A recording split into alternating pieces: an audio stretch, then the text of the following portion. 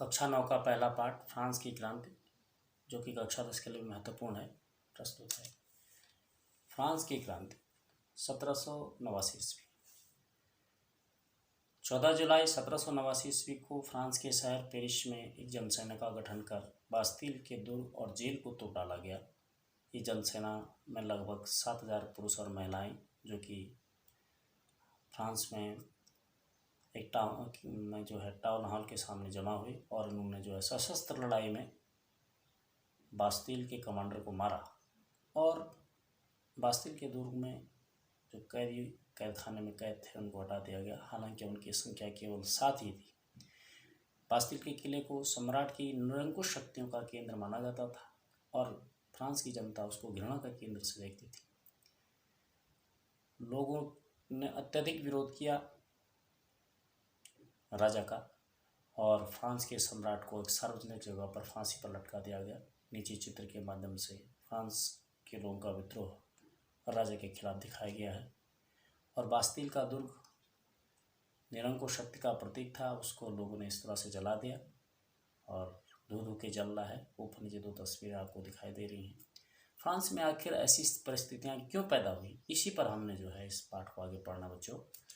तो ये है फ्रांस में 18वीं सदी के उत्तरार्ध में समाज की स्थिति क्या थी, उस पर हम चर्चा करते हैं।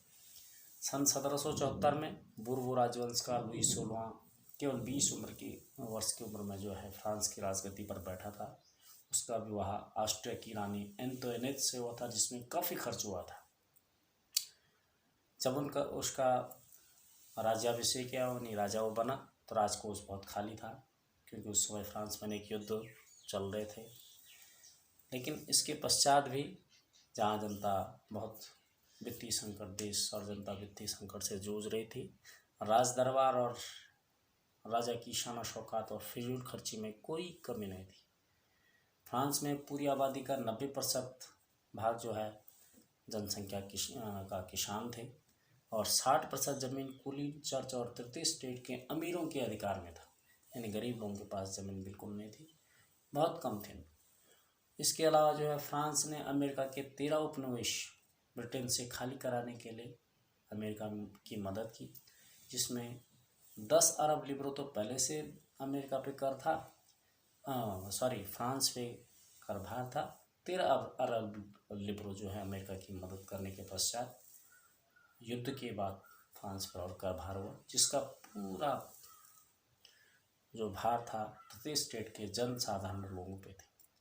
समाज का वर्ग 3 भागों में बटा हुआ था, प्रथम स्टेट, द्वितीय स्टेट और तृतीय स्टेट। प्रथम वर्ष स्टेट में पादरी वर्ग आते थे, द्वितीय स्टेट में राजा और राजशाही के परिवार के लोग, और तृतीय स्टेट में बड़े व्यवसायी, अदालती कर्मचारी, किसान और कारीगर। इसके अलावा छोटे किसान, मजदूर, नौकर और सभी गरीब लोग तृतीय स्टेट के अंतर्गत आते थे। इनको जनसाधारण के नाम से जाना जाता था। इसके पश्चात फ्रांस में जितने भी संसाधन थे, जिनसे हम अपनी आवश्यकताओं की पूर्ति करते हैं, वो किसके पास थे? प्रथम 2 स्टेट को जन्म के आधार पर बच्चों विशेष अधिकार प्राप्त थे और इसमें सबसे प्रमुख अधिकार था कर भुगतान न करने का। यानी प्रथम 2 स्टेट के लोग, जो पादरी वर्ग थे और कुलीन वर्ग के लोग थे, वो कर नहीं देते थे। यानी कर केवल तृतीय स्टेट के लोग देते थे, जबकि कुलीनों को एक दूसरा अधिकार था, कर का वसूलना। कर भी अनेक प्रकार के होते थे। एक कर टाइप धार्मिक कर था, दूसरा राज्य को तृतीय स्टेट के द्वारा अनेक प्रकार के दूसरे कर दिए जाते थे। उनमें टाइल यानी प्रत्यक्ष कर और उसके अलावा अन्य भी अप्रत्यक्ष कर शामिल थे। समाज में जो संसाधन थे इन लोगों के पास थे, जो चित्र में दिखाए गए हैं। संपत्ति के अधिकार नीचे जमींदार हैं, ऊपर शान और शौकत से ये राजघराने हैं और कुलीन वर्ग के लोग हैं, और ये तृतीय स्टेट के मध्यम वर्ग के लोग हैं। इसके अलावा बच्चों, फ्रांस में वो लोग जो कर भी देते थे और संसाधन जिनके पास कुछ थे, यानी बहुत गरीब स्थिति में थे, तो ये सामने दिखा रखे हैं। ये ऊपर मजदूर हैं, ये मजदूरी कर रहे हैं, नीचे खेतों में किसान, कृषि श्रमिक, और ये जमींदार हैं। और ये तो श्रमिक यानी किसान, दैनिक श्रमिक, मजदूर, नौकर और आम गरीब व्यक्ति संसाधन विहीन था और कर देते थे। ये फ्रांस की सामाजिक स्थिति उस समय थी। अब फ्रांस में जीने के लिए संघर्ष हुआ। जीने के लिए संघर्ष का मतलब बच्चों, फ्रांस में जो जनसंख्या थी 1715 ईस्वी में उसकी 2.3 करोड़ थी, जो बढ़कर के 1789 ईस्वी में 2.8 करोड़ हो गई। और जब जनसंख्या बढ़ गई तो ये भी कारण था कि लोगों ने जनसंख्या के बढ़ने के पश्चात बेरोजगारी हो, मजदूरी कम मिलने लग गई मजदूरों को, क्योंकि ज़्यादातर लोग मजदूरी करते थे। महंगाई में वृद्धि हो गई, यानी आम जो तृतीय जनमानस था, तृतीय स्टेट के लोग थे, उनको पाव रोटी की कीमतों में भारी बढ़ोतरी हो गई और वो रोटी नहीं खरीद पाए। यानी अमीर अमीर होता गया और गरीब गरीब होता गया, और अमीर और गरीब के बीच की खाई चौड़ी होती गई और स्थिति बद से बदतर होती गई। और फिर तृतीय स्टेट, मुख्य रूप से जो तृतीय स्टेट के लोग थे, जो जनसामान्य थे और गरीब थे, उनके सामने जीविका का संकट पैदा हो गया। जीविका का संकट एक ऐसी चरम स्थिति है जिसमें जीवित रहने के लिए न्यूनतम साधन खतरे में पड़ने लगते हैं या उपलब्धि नहीं होते हैं। न्यूनतम साधन यानी रोटी, कपड़ा और मकान, ये चीज़ें ही नहीं मिल पाती हैं, तो जीविका संकट कहलाता है। तो इसको एक चित्र के माध्यम से बताया गया है, क्योंकि उस समय फसलें खराब हो गई, फिर अन्न का अभाव हो गया, फिर खाद्य फसलों की कीमतें बढ़ गई, और जब खाद्य फसलों की कीमतें बढ़ गई तो आम गरीब वर्ग जो अधिकतर जो वहाँ पे लोग थे, वो पाव रोटी नहीं खरीद पाए, खाने के लिए रोटियां नहीं खरीद पाए। इसलिए इससे जो है उनका शरीर कमज़ोर हो गया। कमज़ोर होने के पश्चात वो महामारी, दुर्भिक्ष पैदा हो गई। महामारी जैसे दुर्भिक्ष, पेंडेमिक्स आजकल जो है कोविड है, लेकिन उस समय खाने की वजह से महामारी पैदा हो गई और उससे मृतकों की संख्या बढ़ गई। और जब मृतकों की संख्या बढ़ गई तो फिर जो है ये दूर हो सकती थी केवल खाद्यान्न देने से, लेकिन इस राजा उस समय संभव नहीं कर पा रहा था इसको। इसके पश्चात तृतीय स्टेट में एक उभरता हुआ मध्य वर्ग और आया, और उसने विशेष अधिकारों का अंत करने की कल्पना की। देखो बच्चों, किसानों और कामगार लोगों, जो गरीब थे, जो काम करने वाले, उन्होंने बहुत बार आंदोलन किए और उनके आंदोलन को दबाया गया। विद्रोह, अकाल के कारण भी विद्रोह हुआ, बेरोजगारी, गरीबी के कारण विद्रोह हुआ, लेकिन ये सारे के सारे कार्यक्रम बिना साधनों और कार्यक्रमों का था। ये विद्रोह जो है, इनमें कोई लीड करने वाले व्यक्ति नहीं थे। कौन लीड करेगा इसको? कोई कार्यक्रम नहीं थे इसके। तो इसलिए तीसरे स्टेट के जो शिक्षित और समृद्ध मध्य वर्ग थे, उन लोगों ने फिर क्रांति में आगे आकर के महत्वपूर्ण भूमिका निभाई। मध्यम वर्ग में कुछ लोग व्यापार करके उन्होंने धन कमा दिया था और अध्ययन कर लिया था, तो उनमें से थे जो है वकील, प्रशासनिक सेवा में काम करने वाले लोग, व्यवसायी, बैंक और अन्य क्षेत्रों में काम करने वाले लोग। तो इन लोगों ने जो है, उनमें अनेक पढ़े लिखे लोग थे, विचारक थे, उनने अपने चेतना और ज्ञान के आधार पर लोगों को जगाया और ये कहा कि जन्म के आधार पर विशेष अधिकारों को समाप्त कर दिया जाए। और उसके लिए इन्होंने जो है ये अखबारों के माध्यम से और अनेक प्रकार के जो है ये पढ़े लिखे लोग जो हैं, ये इस माध्यम से लोगों को बताने का प्रयास किया। इसके पश्चात जो मैंने पहले चित्र बताए, वो अनेक दार्शनिक थे। उस समय महान दार्शनिक हुए हैं तृतीय स्टेट के मध्य वर्ग के लोगों में से जॉन लॉक, रूसो, मॉन्टेस्क्यू ने अनेक विचार दिए और लोगों को चैतन्य किया, जिसमें जॉन लॉक और रूसो ने राजा के दैवीय अधिकारों का खंडन किया। ये रूसो का चित्र है। और रूसो ने दैवीय अधिकारों का खंडन करते हुए कहा कि एक पुस्तक थी उनकी, उसमें ये पुस्तक का नाम था सोशल कॉन्ट्रैक्ट, एक पुस्तक थी, और उसमें कहा उन्होंने कि सामाजिक अनुबंध पर आधारित सरकार होनी चाहिए, और इसको सामाजिक समझौते का सिद्धांत कहा है। मानी ऐसी सरकार होनी चाहिए जिसमें समाज का भी अपना प्रतिनिधित्व हो। इसको आगे चल करके मॉन्टेस्क्यू ने कहा अपने एक किताब द स्पिरिट ऑफ लॉ में, ये बताया कि सत्ता का विभाजन एक व्यक्ति के पास नहीं होना चाहिए, सत्ता एक व्यक्ति के पास केंद्रित नहीं होनी चाहिए। सत्ता जो है विधायिका, कार्यपालिका और न्यायपालिका में विभक्त होनी चाहिए, ये विचार दिया गया। और जैसे भारतवर्ष में भी इस समय लोकतांत्रिक सरकारें हैं विश्व के अनेक देशों में। तो ये विचार सबसे पहले मॉन्टेस्क्यू ने दिया था।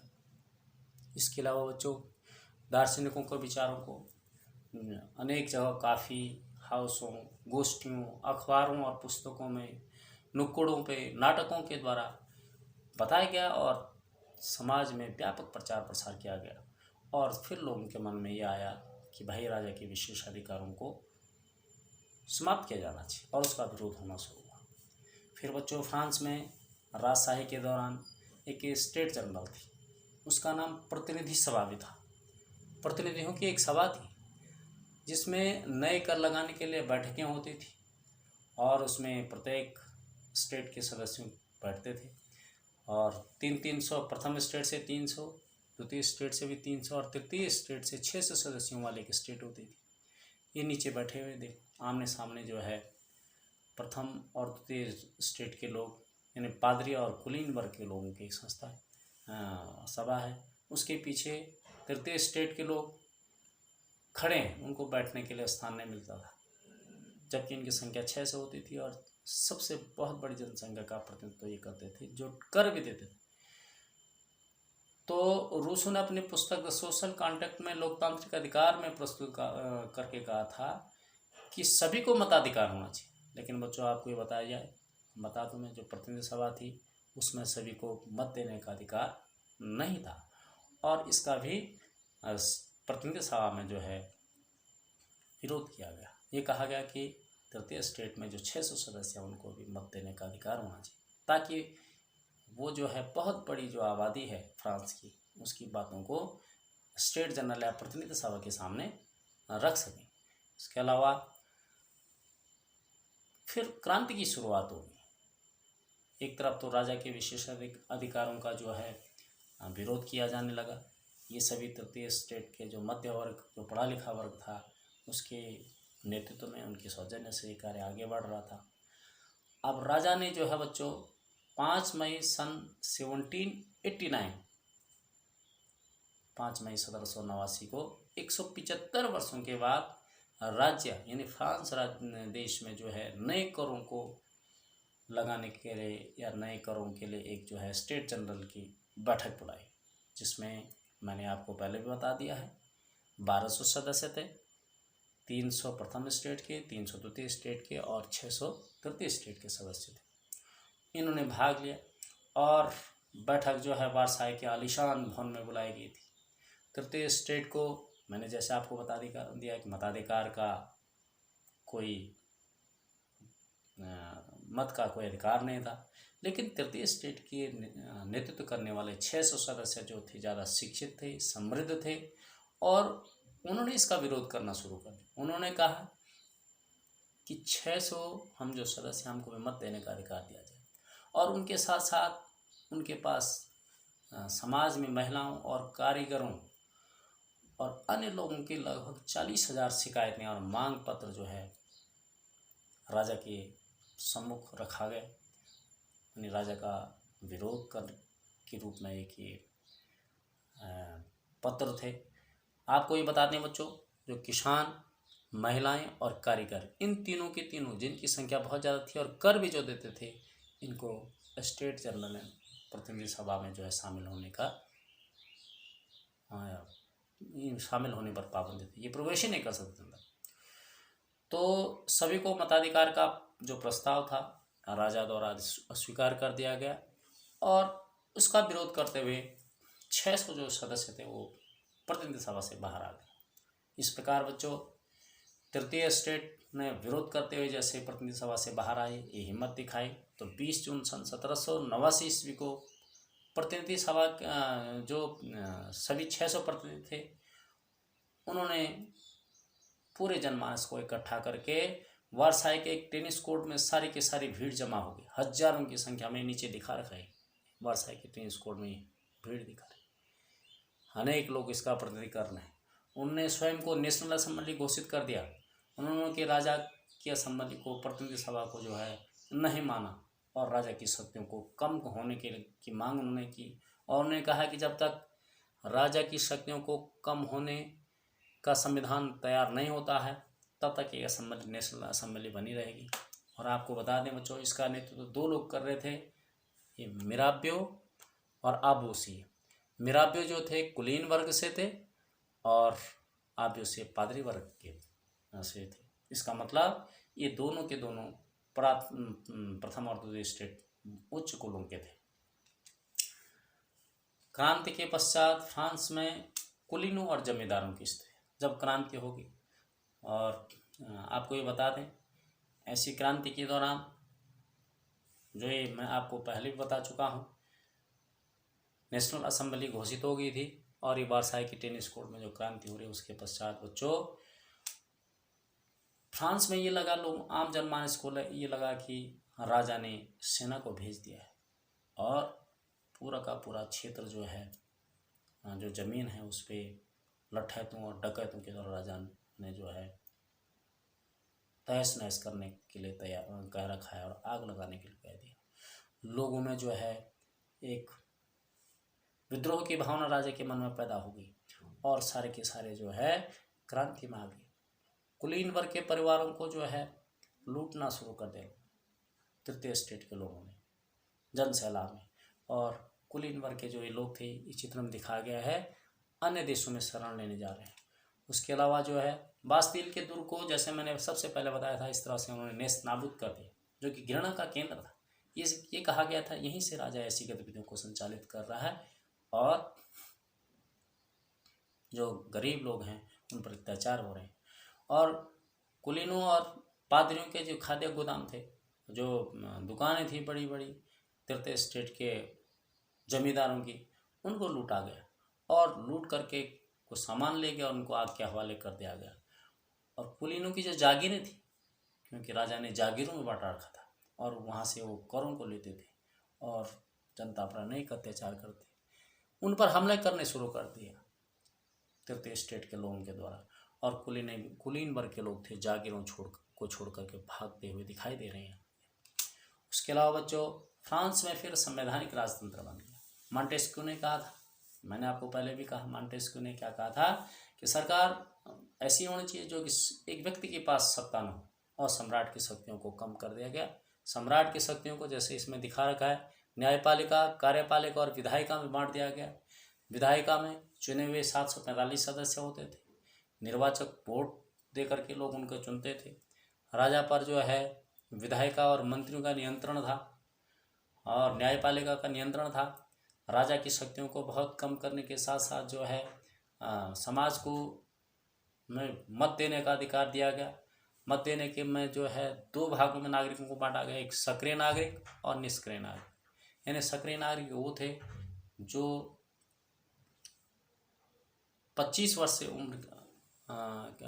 वर्ष से अधिक उम्र के लोग हों और 3 दिन की मजदूरी के बराबर करदाता जो हो सकते थे, यानी सरकार को कर दे पाते थे, वो सक्रिय नागरिक कहलाए गए। और अन्य लोगों को निष्क्रिय नागरिक कहा गया और सक्रिय नागरिकों की संख्या कम थी। उसके पश्चात बच्चों कानून बनाने का अधिकार अब राजा के स्थान पर नेशनल असेंबली को दिया गया। ये भी बहुत बड़ा परिवर्तन जो है, यानी राजा भी है लेकिन राजा की शक्तियों को बहुत सीमित कर दिया गया और राजा की उनको जो है उन्होंने अनेक धार्मिक कर समाप्त कर दिए। राजाओं और कुलीनों से जो संपत्ति जब्त हुई थी उसमें से देखो 20 अरब लिबरों की संपत्ति सरकार के पास जमा हो गई। फिर संविधान, एक पुरुष और नागरिक अधिकार घोषणा पत्र संविधान के द्वारा बना और इस घोषणा पत्र के द्वारा प्रत्येक व्यक्ति, यदि फ्रांस में जो भी होगा, फ्रांस के संविधान में कहा गया प्रत्येक व्यक्ति को 3 नैसर्गिक अधिकार महत्वपूर्ण किए गए। वो उसके जीवित होने से ही वो मिलने प्रारंभ हो गए, यानी जीवन जीने का अधिकार, अभिव्यक्ति यानी अपने विचार को रखने का अधिकार और कानून के सामने सारे के सारे बराबर हों, ये अधिकार दिए। देखो बच्चों, इसके अलावा जो है क्योंकि फ्रांस में उस समय ज़्यादा पढ़े लिखे लोग नहीं थे, तो इसलिए फ्रांस में राजनीतिक प्रतीक और उनके मायनों को लोगों को बताने का प्रयास किया गया। क्योंकि पहले राजसत्ता थी और राजसत्ता में जो है राजा के ही नियम और कानून थे, तो उस समय दास प्रथा भी वहाँ मौजूद थी। क्योंकि राजा के अधीन दासों के रूप में तृतीय स्टेट के अधिकतर लोग जीवन जीते थे, तो टूटी हुई जंजीर से यह दिखा देती कि दासों को हथकड़ी से आज़ादी मिल गई है दासों। उसके अलावा जो है छड़ों का बर्छीदार गट्ठर, यानी एकता में बल, लोग एकता में बल नहीं पढ़ पाए, छड़ों का बर्छीदार गट्ठर के द्वारा जो है इन राजनीतिक प्रतीकों के से जो है लोगों को समझाने का प्रयास किया गया। इसके अलावा बच्चों त्रिभुज के अंदर शेर रोशनी बिखेरती आँख, यानी सर्वदर्शी आँख का प्रतीक, यानी अज्ञान रूप अंधेरा मिट गया है। राजदंड शाही सत्ता का प्रतीक था। अपनी पूंछ मुँह में लिए सांप, सनातनता का प्रतीक, अंगूठी का कोई छोर नहीं होता, यह दिखाया गया। लाल फ्राइजीनी टोपी, यानी दासों द्वारा स्वतंत्र होने का प्रतीक था, यानी उसके जो दास होते थे वो टोपी नहीं पहनते थे, लाल टोपी स्वतंत्रता का प्रतीक था। नीला सफ़ेद लाल माने पूरे फ्रांस का एक राष्ट्रीय रंग हो गया। फिर डेनो वाली स्त्री कानून का एक मानवीय रूप है, राजा का रूप नहीं बल्कि एक मानवीय रूप है। और विधिपट का मतलब एक चित्र था, वो ये दिखाता था कानून के सामने सब बराबर है। उसके बाद जो है फ्रांस में राजतंत्र का उन्मूलन हो गया और गणतंत्र की स्थापना हो गई। देखो बच्चों, मैंने आपको बताया था संवैधानिक राजतंत्र फ्रांस में बहाल किया गया, लेकिन उसके बाद भी लुई 16 ने संविधान पर तो हस्ताक्षर कर दिए, लेकिन गुपचुप रूप से प्रुशिया और ऑस्ट्रिया के राजाओं से उसकी गुप्त वार्ता चल रही थी और वो जो है फिर राजशाही को फ्रांस में लाना चाह रहे थे। लेकिन इसकी भनक नेशनल असेंबली को 1792 में लगी और उन्होंने सीधा प्रुशिया और ऑस्ट्रिया के विरुद्ध युद्ध छेड़ दिया। तो इस युद्ध में यूरोपीय राजाओं और कुलीनों के विरुद्ध इस युद्ध को माना गया और फ्रांस के सारे लोग बढ़ चढ़कर लोगों ने उसमें हिस्सा लिया, एक नैतिक कर्तव्य माना। और इस युद्ध में जो है अनेक लोग फ्रांस के सेना में भर्ती होते हुए सैनिक जब जाते थे तो राजेट द लाइल द्वारा रचित मार्शियल गीत गा करके जाते थे। जैसे हमारा देश आज़ाद हुआ उस समय ने गीते, राष्ट्रीय गान, राष्ट्रीय गीत इस तरह से गाते थे, वंदे मातरम, इस प्रकार के राष्ट्रीय गीत गाते हुए अनेक सैनिक बलि पर चढ़ते थे। उसी तरह से फ्रांस में जो है राष्ट्रीय गीत जो है मार्शिले गा करके जाते थे। और ये पहली बार पेरिस की ओर जाते हुए मार्शल्स के स्वयंसेवकों ने इस गीत को गाया था। ये तराने गाते थे और हजारों सेवी जो है सेना में भर्ती होते थे। और आज जो है फ्रांस का राष्ट्रीय गान है। पुरुषों के युद्ध में जाने के बाद घर की जिम्मेदारी महिलाओं के कंधों पर आ गई बच्चों। इसके अलावा जो है देश के बड़े हिस्से में को लगा के 1791 में उनको राजनीतिक अधिकार मिले तो हैं, लेकिन वो केवल अमीरों को मिले, सक्रिय नागरिकों, और लोग अक्सर क्लबों में चर्चा करते रहते थे। और उनमें प्रमुख था जैकोबिन क्लब। अब जैकोबिन की प्रश्न पूछ रहा था, जैकोबिन क्लब से आप क्या समझते हैं? समाज के कम समृद्ध हिस्से के लोग जैकोबिन क्लब के सदस्य थे। उसमें छोटे दुकानदार, कारीगर, मजदूर, छपाई करने वाले नौकर आदि ये सारे लोग आते थे। इनका एक क्लब था, उसको कहते थे जैकोबिन क्लब, और इनका नेता था मैक्समिलियन रोबेस्पियर। और उनको सौकुलात नाम से जाना जाता था। सौकुलात का मतलब होता है बिना घुटने वाले, और लाल रंग की टोपी पहनी, यानी लाल रंग की टोपी मैं पहले भी आपको बता चुका हूँ, वो क्या था? स्वतंत्रता का प्रतीक था। अब आता बच्चों जैकोबिन समर्थकों का आंदोलन। फिर जैकोबिन क्लब के समर्थकों ने आंदोलन कर दिया। उन्होंने ये आंदोलन किया कि हमें भी समान अधिकार हो, हमको भी मत देने का अधिकार हो। और सबसे पहले उन्होंने 10 अगस्त सन 1792 ईस्वी में जो है जैकोबिनों ने खाद्य पदार्थों की महंगाई को लेकर के नाराज पेरिस वासियों ने टूलेशिया के महल पर हमला कर दिया। असेंबली ने जैकोबिन क्लब के समर्थकों के आंदोलन के बाद शाही परिवार को कैद कर दिया और जेल में डाल दिया, यानी लुई 16वां और उसके परिवार को जेल में डाल दिया। और 21 वर्ष तक के सभी नागरिकों को मत देने का अधिकार जैकोबिन क्लब के समर्थकों के द्वारा नेशनल असेंबली के द्वारा के आधार ने दे दिया। इसका मतलब देश में, फ्रांस में रहने वाले सभी 21 वर्ष से लोगों को जो है मत देने का अधिकार दिया गया। और नेशनल असेंबली का नाम बदल करके कन्वेंशन कर दिया गया। और इस प्रकार से बच्चों 21 सितंबर सन 1792 ईस्वी को राजतंत्र का अंत हो गया। ये मत देते हुए आपको दिखाई दे रहे हैं, सारे लोग खुश हैं। उसके पश्चात जैकोबिन का आंदोलन जब आगे चला तो 21 जनवरी सन 1791 ईस्वी को लुईस 16वां को पे जो है देशद्रोह यानी देश के साथ विश्वासघात करने के आरोप में मुकदमा चला और उनको ये जगह प्लेस डी ला कॉन्कॉर्ड ये है यहाँ पर उनकी रानी मेरी एंटोइनेट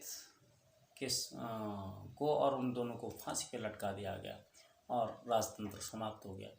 तो ये था बच्चों फ्रांस में राजा का शासन किस प्रकार था और किस प्रकार आंदोलन हुए, किस प्रकार राजा का शासन समाप्त हुआ, और इसके बाद दूसरा वीडियो हम आगे बताएंगे।